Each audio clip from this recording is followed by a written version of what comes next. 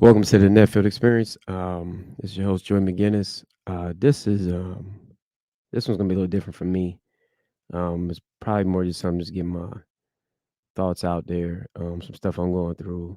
So I guess my mindset is if in this conversation, one person gets something from it, then I just ask that you pass that along to help somebody else.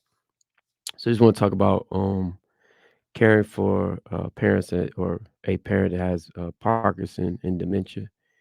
I know that can be challenging. I just wanted to share a couple tips and some things that I came across to hopefully help somebody else. Definitely helping me out. First thing is I would say tip is educate yourself. Um, Learn as much as you can about this disease, Parkinson and dementia. That is, help. Excuse me. Try to understand the symptoms. How this thing progresses, and what available treatments might be out there. That information, that knowledge can definitely help, you support your parents better, help make better informed decisions. Number two, I would say is maintain a routine.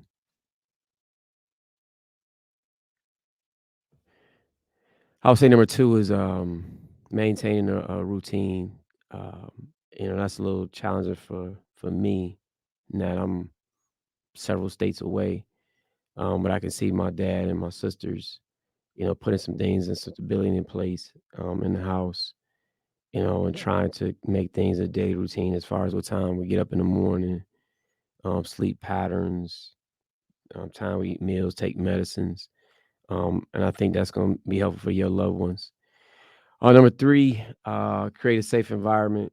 I know for some people that's a challenge, depending on how your home or where you're staying is laid out. May have to make some modifications to your home, removing trip hazards, I've heard some people put like chimes on the doors, considering some assistant devices, cameras, walkers, things that can help your parent in their mobility.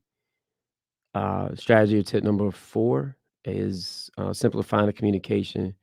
I found myself uh, listening more, talking less, and definitely letting the conversations naturally go where they'll go.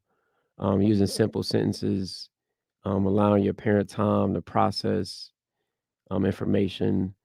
Um, pay close attention to nonverbal clues, um, body language, eye movement, just to make sure you're aware of that and help with communication.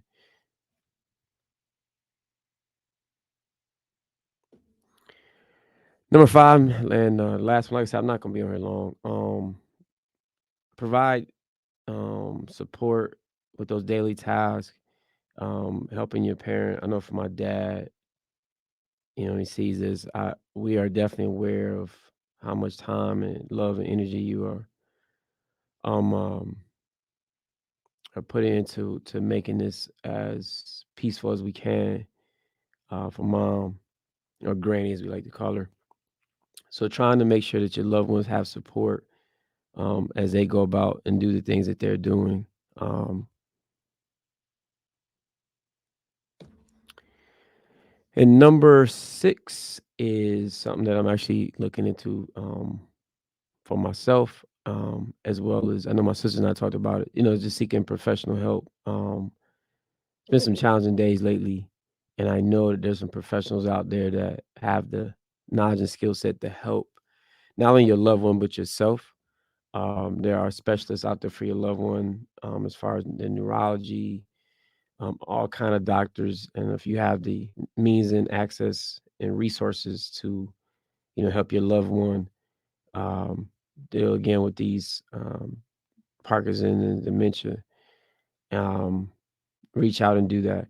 Number seven, that's actually where I was going, is take care of yourself. That's been a challenge for me too.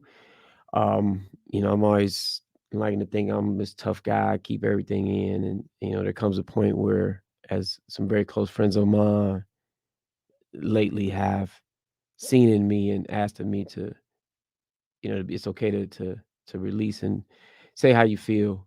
So for both your caregiver your parent, yourself, as best you can.